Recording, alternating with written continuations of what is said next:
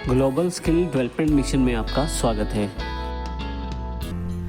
पिछले सेशन में हमने फंक्शंस की इंट्रोडक्शन ली थी। हमने देखा था फंक्शन सेट ऑफ स्टेटमेंट्स हैं जो एक पर्टिकुलर टास्क को एग्जीक्यूट कर सकते हैं।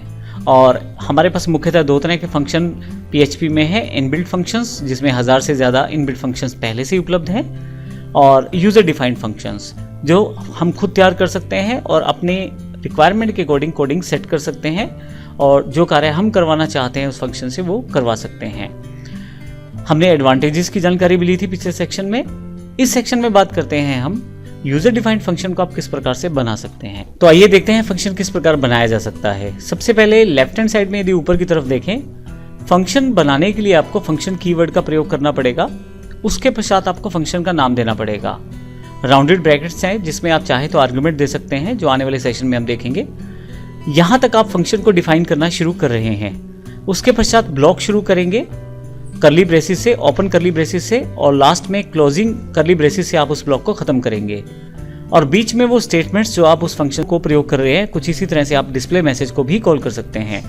जैसे मैंने नीचे एग्जाम्पल दिखाया है, आपको फंक्शन का नाम लिखना है और राउंडेड ब्रैकेट्स में अगर आपने कोई मैसेज, क्योंकि मैंने यहाँ एक वेरिएबल लिया था, कुछ वैल्यू भेजनी है तो वो टाइप कर सकते हैं। तो मैंने यहाँ पे टाइप कर दिया है स्मार्टो सिस्टम्स।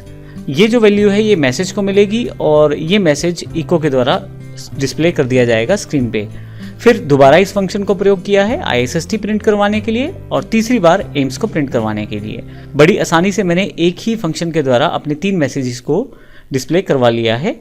और इस तरह से अभी तो केवल ये सिंपल एग्जाम्पल है, कॉम्प्लिकेटेड टास्क में भी हम इसका प्रयोग कर पाएंगे फंक्शंस का।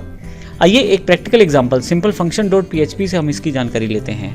मेरे पास यहाँ पे राइट हैंड साइड पे फंक्शन की कोडिंग खुली हुई है जिसमें प्रोग्राम का नाम है सिंपल फंक्शन डॉट PHP। आप एक्सरसाइज फोल्डर से आप इस एक्सरसाइज को खोल सकते हैं, और यदि किसी कारण से आपके पास ये उपलब्ध नहीं है तो आप ISSTworld.com पर जाकर या smartosystems.in पर जाकर आप इस हमारे डाउनलोड सेक्शन से इन एक्सरसाइज को डाउनलोड कर सकते हैं। आइए देखते हैं हमारे पास कौन सा प्रोग्राम है और किस प्रकार से प्रयोग होगा। यहाँ मैंने पिछले वाले प्रोग्राम को और सिंपल कर दिया है। तो यहाँ यदि आप ध्यान दें तो सबसे पहले हमने फंक्शन कीवर्ड का प्रयोग किया है जिससे फंक्शन बना सकता हूँ मैं।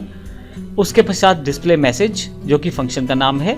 उसके पश्चात राउंडेड ब्रैकेट्स हैं जो ये जानकारी देते हैं कि मेरा ये फंक्शन यहाँ पे बन रहा है। और फाइनली आपके पास यहाँ कर्ली ब्रेसिस ओपन और क्लोज हैं जिसमें हम लोग वो स्टेटमेंट शामिल करते हैं जो इस फंक्शन को कॉल करने के साथ एग्जीक्यूट हों।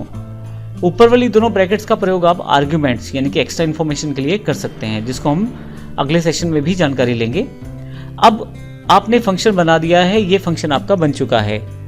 अगर आप इस फंक्शन को एग्जीक्यूट करना चाहते हैं तो केवल फंक्शन का नाम, 2 राउंडेड ब्रैकेट्स और सेमीकोलन, इससे ये फंक्शन आपके पास कॉल हो जाएगा। और मैं इसे यहाँ पे जो फंक्शन का फाइल मेरे पास पहले से है, मैं इसको क्लिक करके ओपन कर लेता हूँ सिंपल फंक्शन डॉट PHP। आप देखें 3 बार इसको डिस्प्ले करवाया गया है और यहाँ पे मैंने 3 बार इसको प्रयोग किया है इसलिए। तो इस सेशन में हमने यूज़र डिफाइंड फंक्शन को बनाना सीखा है, किस प्रकार से हम उसे प्रयोग कर सकते हैं, कॉल कर सकते हैं, वो जानकारी ली है। आने वाले सेशंस में हम फंक्शंस के बारे में और जानकारी लेंगे जिसमें हम देखेंगे यदि आप किसी फंक्शन का नाम रखते हैं तो उसको नाम रखने के कौन कौन से नियम हैं। जैसे हमारे पास वेरिएबल को नाम रखने के नियम थे, वैसे फंक्शन के नाम रखने के भी कुछ नियम हैं। तो अगले सेशन में हम उनकी जानकारी लेंगे। धन्यवाद।